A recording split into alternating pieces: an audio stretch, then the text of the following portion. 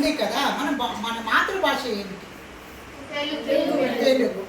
ఈ తెలుగు ఇప్పుడు మనమైతే ఇక్కడ మన తెలుగు పాఠశాల కాబట్టి మనమంతా చదువుకుంటున్నాము. కానీ కొన్ని ఆంగ్ల మాధ్యమ పాఠశాలలు ఉన్నాయి.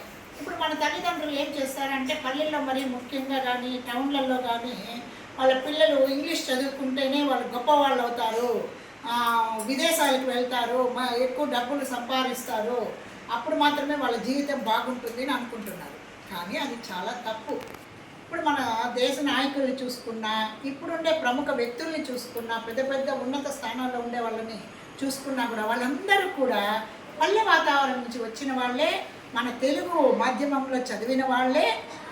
మనం తెలుస్తుంది మనకు కదా, వాళ్ళంతా దాంట్లో చదువుకొని గొప్పవాళ్ళు కాలేదా, ఉన్నత స్థానాలకు ఎదగలేదా అంటే ఎదిగారు. ఆ విషయం మన వాళ్ళకి తెలియటంగా కేవలము ఆంగ్ల భాష చదువుకుంటేనే మనము ఉన్నత స్థానాలకు పోతాము అని అనుకుంటున్నారు. వీళ్ళకి తెలియని విషయం ఏమంటే ఒక ప్రాథమిక స్థాయి వరకు ఒక ఇల్లు కట్టాలంటే పునాది వేస్తాం కదా, అదే మనం కడగాలంటాం కదా, మన పల్లె భాషలో కడగాలంటాం కదా.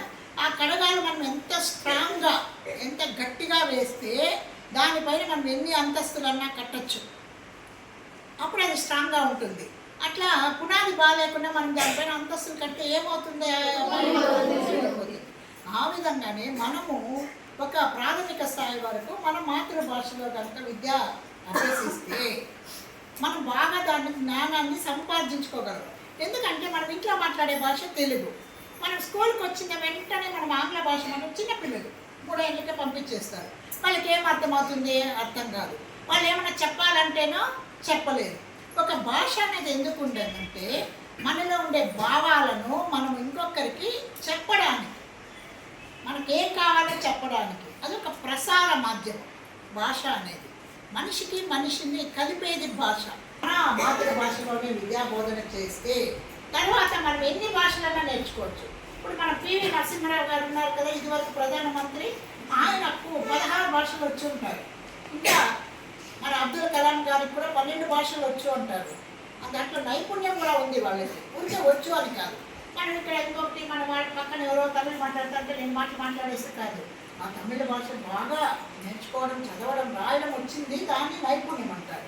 అట్లా ఎన్ని భాషలన్నా తర్వాత నేర్చుకోవచ్చు. మనం ముందైతే మన మాతృభాషను నిర్లక్ష్యం చేయకూడదు. మన అమ్మ లాంటిది. మన అమ్మ ద్వారా కదా మనకు ఆ భాష వచ్చింది కాబట్టి అది అమ్మ భాష అయింది. మాతృ అంటే తల్లి, మాతృభాష అంటే అమ్మ భాష. అటువంటి అమ్మ భాషను మనం సమంగా నేర్చుకుంటే తర్వాత మనం ఎన్ని భాషలన్నా నేర్చుకోవచ్చు. ఇంగ్లీష్ ఇంగ్లీష్ ఇంగ్లీష్ అంటూ ఉంటారు, కానీ ఇంగ్లీషు మన గుమ్మం కాదు, అది కిటికీ. English is the window of the world. మనం కిటికీలో నుంచి చూడొచ్చు, అంటే దాంట్లో నుంచి మనం వెళ్ళలేం కదా. మనం ఇంట్లోకి రావాలంటే గుమ్మంలో నుంచే రావాలా, వాకిల్లో నుంచే రావాలా. మన మాతృభాష ఇది, మన ఆంగ్ల భాష. కాబట్టి మీరు ముందుతో బాగా మీ భాషలో పట్టు సాధించాలా, మంచి విద్యాబోధన చేస్తున్నారు, మీరు బాగా అభ్యసించాలా. మన దీనిపైన చాలామంది మన తెలుగు భాష గొప్పతనాన్ని గురించి చాలామంది, మీరు కూడా పాట పాడతారని చెప్పారు మేడము, పాడుతారు, మేము కూడా వింటాము. బట్ ఈ గొప్పదైన మన భాష మాతృభాష అనేది, మన తెలుగు భాష అనేది చాలా గొప్ప భాష, అమృతమైన భాష. మన భాషను చాలామంది విదేశీయులు కూడా మెచ్చుకున్నారు, చాలా బాగుంది.